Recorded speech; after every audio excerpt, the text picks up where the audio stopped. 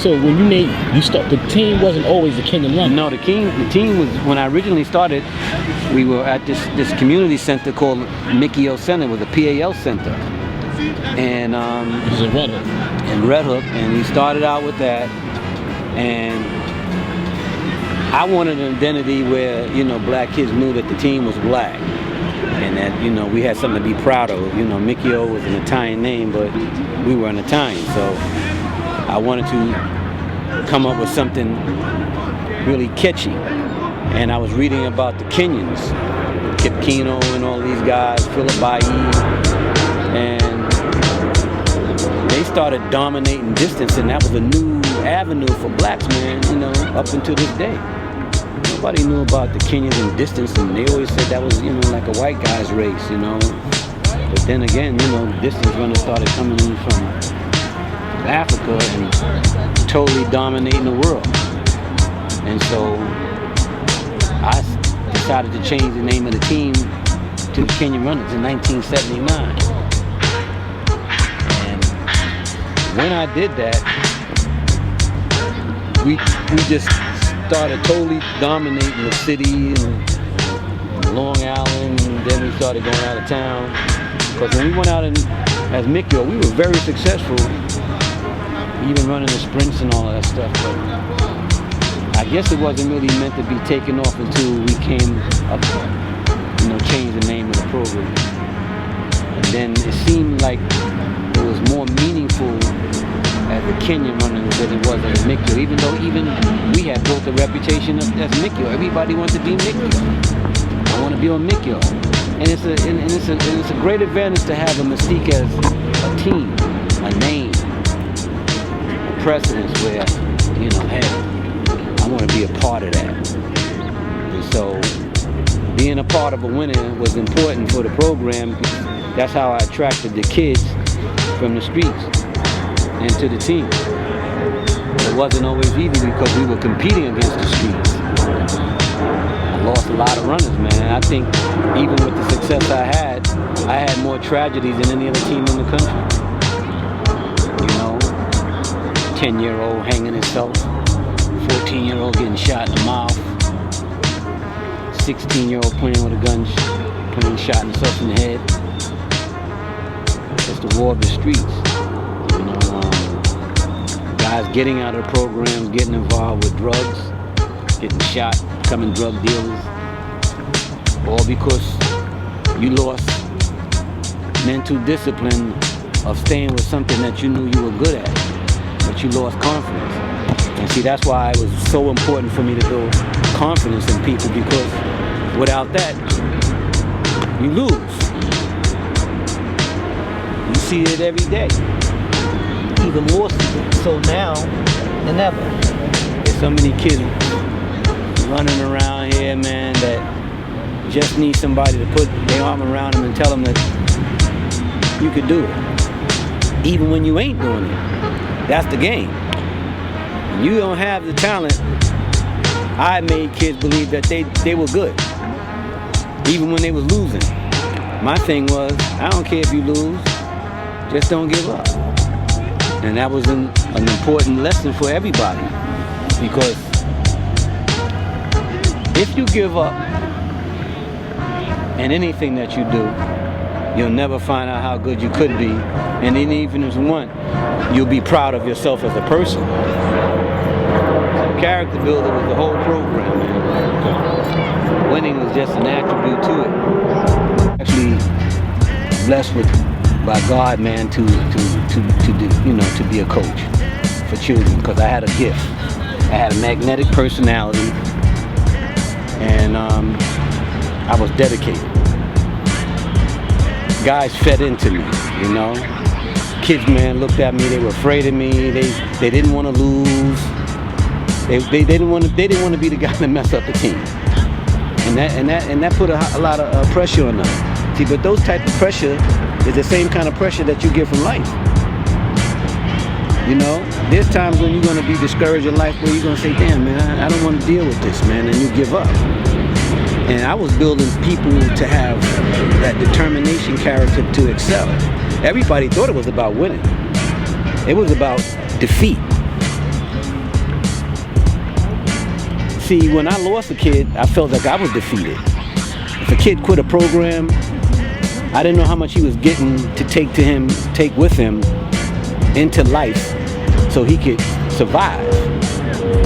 You know, because once you stop believing in yourself, you're done, as far as I'm concerned. So even as an athlete, it's like even when Tyson got knocked out, man, something was gone. He didn't have the right corner behind him, you know, the right psychological corner. The whole thing of our program was really psychological. And fortunately, that psychological turned over into success of, you know, us being dominant over other teams. People came in and we had a mystique. Guys came in there to the track meet. First thing they said, man, watch that team in the green. Don't play around with them. Those guys are down here for business. You know, you might as well be looking for second if you ain't serious, because they here to win. And that was the mystique. And I found out that being successful and in winning was a psychological advantage on our team over other teams. We trained harder than everybody.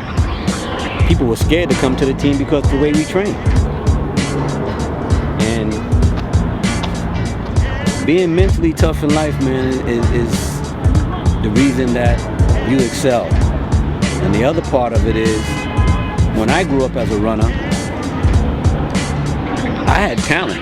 He was calling me Speedy at 7 years old, but I recall never, ever in my life, anybody coming in the community and saying, hey, let me work with this kid. So when I went to high school, I was a little insecure and a little, you know, thinking a little inferior, because when we went to Boys Out, there was so much extraordinary talent. Kids would experience little insides of, you know, how to run and do things and how to train, things about diet. Nobody knew about diet. I changed my whole program with diet, with discipline, no candy, no cookies, none of that crap. Everything was a psychological warfare with me, you know? Even today, you could have an education, but if you don't have the will and the discipline to apply what you're learning, you're still weak mentally, to me.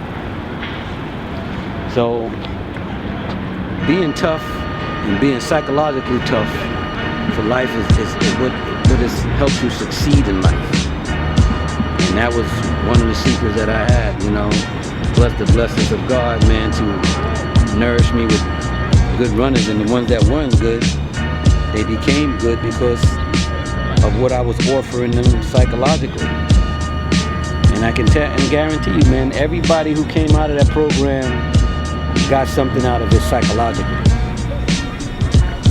Even if they weren't a good runner, they were glad that they were a part of the team, because they could brag and say, I was on the Kenyan runners.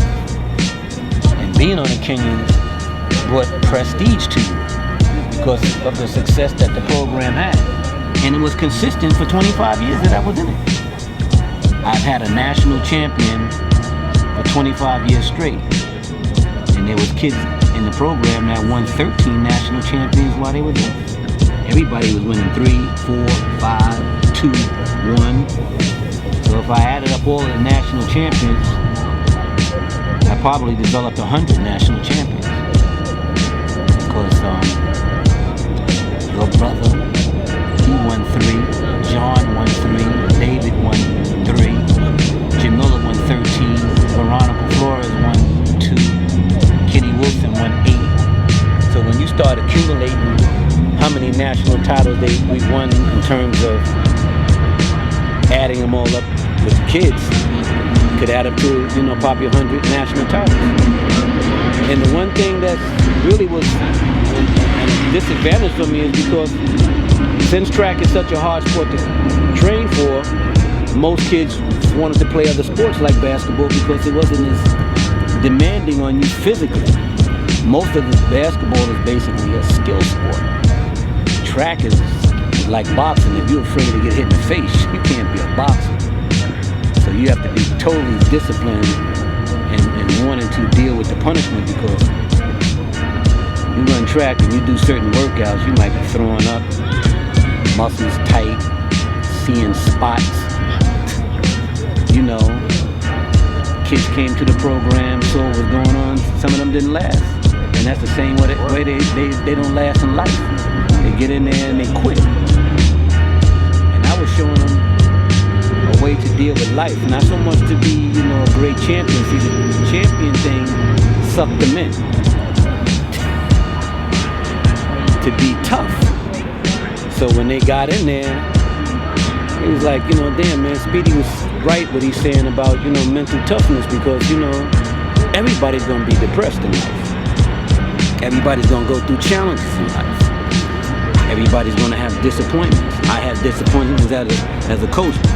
That don't mean I'm gonna quit and give up and all of a sudden I don't have the team no more because I don't wanna do it. You know? Yeah, it was great winning. Who wouldn't want to win, you know? Most great coaches say there's nothing like winning. If a coach say he, you know, wasn't, you know, into winning, then what is he coaching for? You know, when you deal with the city and developing kids, you know, it's almost like that picture Platoon going into Vietnam.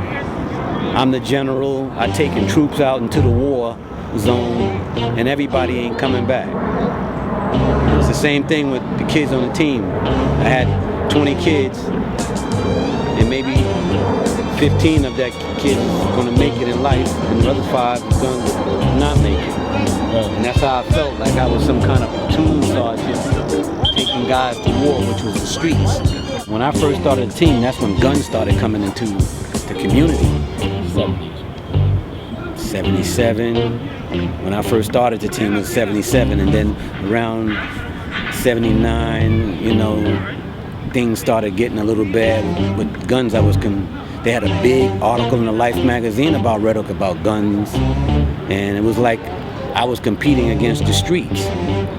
So competing against the streets in any neighborhood, man, you know, is very difficult. I had kids from every different borough, because everybody wanted to be on a winning team, so they would travel from Jersey to come all the way over here. What made you develop those uniforms, the color scheme? So I remember you had the Adidas. I don't know, we just went out looking for, you know, red and white was such a common color. And I guess I was looking for something a little different. And I knew the Kenyans had green, red, and black in it. And I just decided to, you know, when we first went on board uniform, the first thing that caught our eye was these green uniforms. And that's when we first, you know, decided to, you know, buy the green uniforms, but we didn't even have the names on it. Our name was the green team, you know, that team in the green. Everybody, you know, started knowing the name after we started winning, but, you know, basically, they said, damn, that team in the green.